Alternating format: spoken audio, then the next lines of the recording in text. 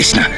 তোর মৃত্যুময়ের চরণে আমার হাতে তোকে যে আমি বলি দেব, তুই না পারলে আমাকেই।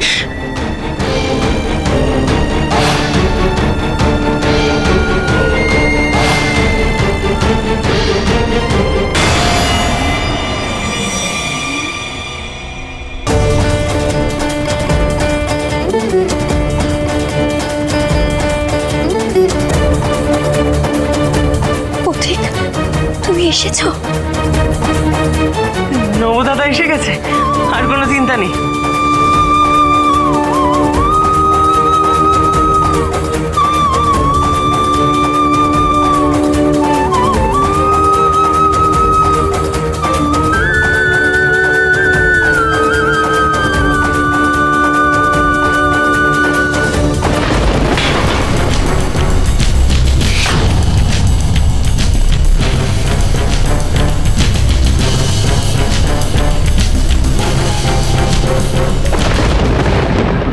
কষ্ট কথায় কষ্ট নেই, কষ্ট করে বলো তো কি হয়েছে? জেঠিমা, বাড়ির সবাই মিলে না একটা বদ্যিকে ধরে এনেছে, ফণি বাবু নামে। সে আপনাকে সবসময় ঘুম পাড়িয়ে রাখছে জেঠিমা, আর প্রমাণ করতে চাইছে যে আপনার মাথার ঠিক নেই। হ্যাঁ, সে কি? হ্যাঁ গো, এসব সত্যি? ওসব কথা এখন কানে দিও না তো, বাদ দাও।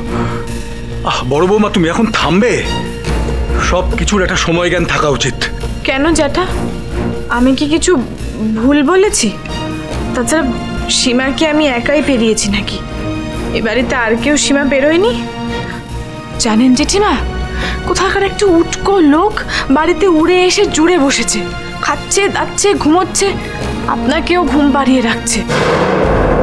বাড়ির সবার সাথে একেবারে গলায় গলায়, এমনকি যখন তখন অন্দরমহলে এমনকি হেসেলে অব্দি ঢুকে যাচ্ছে, আর ওখানে মহিলা মহলের সঙ্গে একেবারে খোশ গল্প জুড়ে দেয়। সে কি? এরকম একটা লোককে বাড়িতে থাকতে দিয়েছে কে? কে আবার?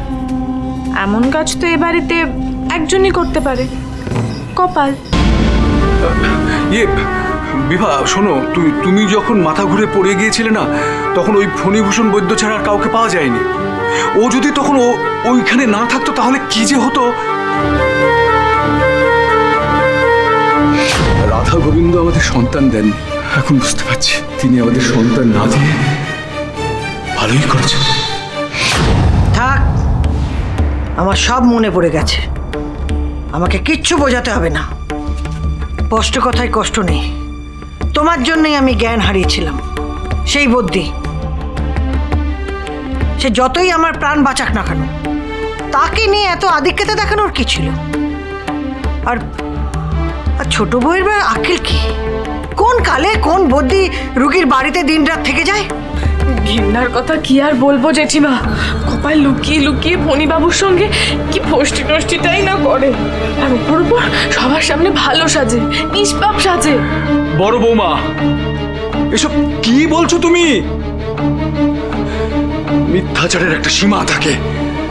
নিজের ছোট বোন সম্বন্ধে এরকম কুকথা বলতে তোমার একটুও বাঁধলো না? তাই বুঝি? আমি কি ভুল বলেছি? এ বাড়িতে ফণিবাবুকে কে থাকতে দিয়েছে? কপাল। আর তার খাওয়া দাওয়া সেবা যত্ন কে করে? কপাল আর গৌরী দিদি। কি ঠিক বললাম তো? কিছু ভুল বললে বলবেন জ্যাঠামশাই। গৌরীও?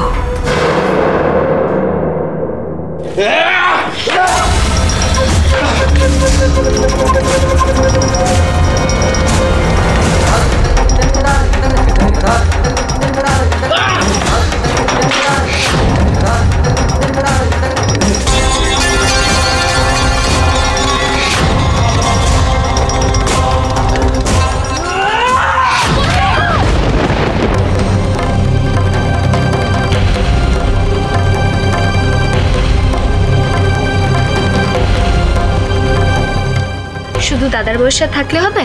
বাড়ির বউ আর দাদা লড়বে আর তুমি মধ্য হয়ে হাঁ করে দেখবে? মোটেই না, আমিও যাবো।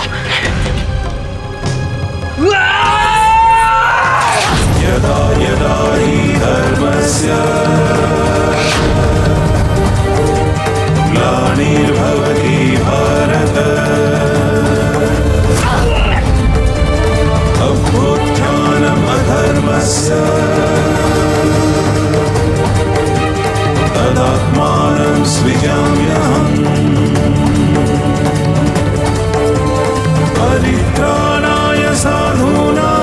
প্রাণে বাঁচতে চাও তো এক্ষুনি এখান থেকে চলে যাও অনন্ত।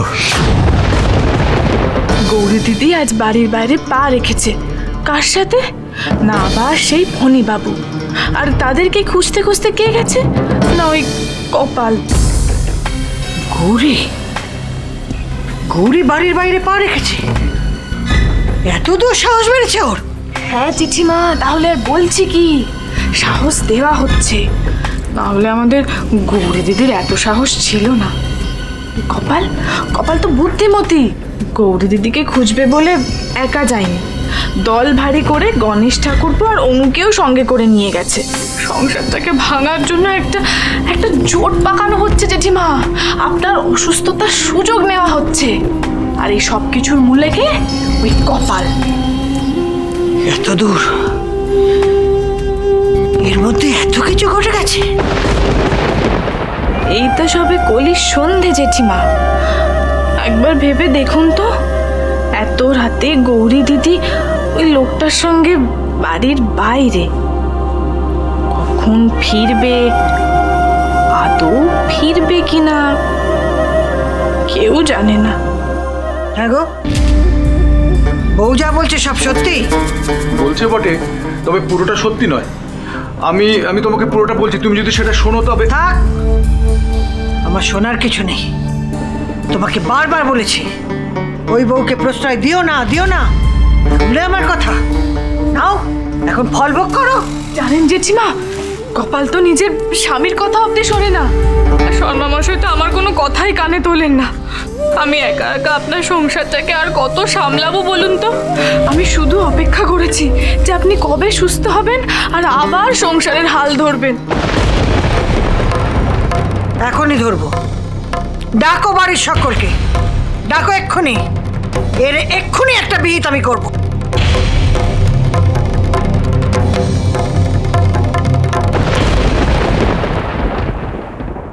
এত নীচ মন তোদের? বড় দিদি আজ নিজের জীবনকে তুচ্ছ করে এই অসুস্থ অসহায় মানুষগুলোর পাশে এসে দাঁড়িয়েছে। আজ বড় দিদির জন্য আমার গর্ব হচ্ছে। সমাজ সেবা যদি করতেই হয় তাহলে এই আর্ত মানুষগুলোর পাশে দাঁড়াও, আর তা যদি না পারো, যারা এই কাজ করছে তাদের পথে বাধা হয়ে দাঁড়িও না অনন্ত। যদি তোমরা আঘাত হানো তাহলে কিন্তু নিজেরাই ভেঙে চুর চুর হয়ে যাবে। প্রত্যেকবারই আমার মতো কেউ না কেউ ওদের সামনে ঢাল হয়ে দাঁড়াবে। বাহ নবকুমার, বাহ। নিজেকে নায়ক ভাবছিস তো? ভুল ভাবছিস। এ কাহিনীর আসল নায়ক আমি। বেশ, এর প্রতিশোধ আমি তুলব। আমি এ কথা গায়ে তুলব। মনে রেখো নবকুমার, এক মাঘে কখনো স্মৃতি যায় না। আর এই যে ফণি, তোমার সঙ্গে আমার হিসেবটা বাকি রইল, তোমার সঙ্গেও। বেশ, আমিও অপেক্ষায় থাকব।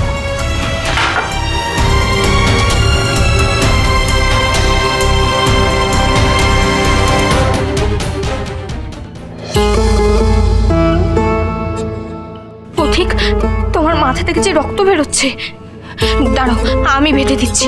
থাক, ওসবের কোনো প্রয়োজন নেই। তোমরা নিজেদের খেয়াল রেখো, তাহলেই আমি খুশি হব। আমাকে কি এটা নিয়েও ঝগড়া করতে হবে পথিক? এতে ঝগড়া করার কি? তাহলে আমাকে বাধা দিচ্ছ কেন? আমার ইচ্ছে, আমার রক্ত, আমার ঘাম, আমি বুঝবো। বেশ, তাহলে আর আমি তোমায় কিছুই বলবো না। আমি কি তোমায় কিছু বলতে বলেছি? ওরে তোরা থামবি? তোরা পারিসও বটে। এই ভাব তো, এই ঝগড়া যেন শরতের আকাশ, এই রোদ আর এই বৃষ্টি। আজ তোরা সবাই যদি না আসতিস, কি যে হতো আমার।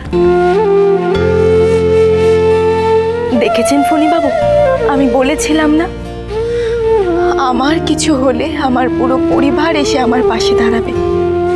আর কপাল সবার ছোট হয়েও সবাইকে আগলে রেখেছে।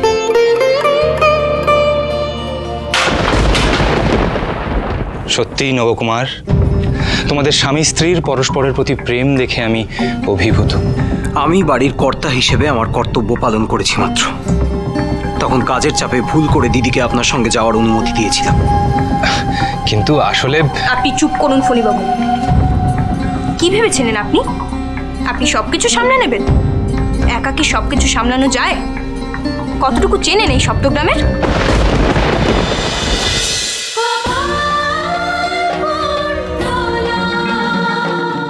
স্টার জলসার প্রিয় শো দেখার জন্য সাবস্ক্রাইব করুন আমাদের ইউটিউব চ্যানেলে এবং আপডেটেড থাকার জন্য প্রেস করুন বেল আইকন। চলো চলো চলো চলো পাল্টাই।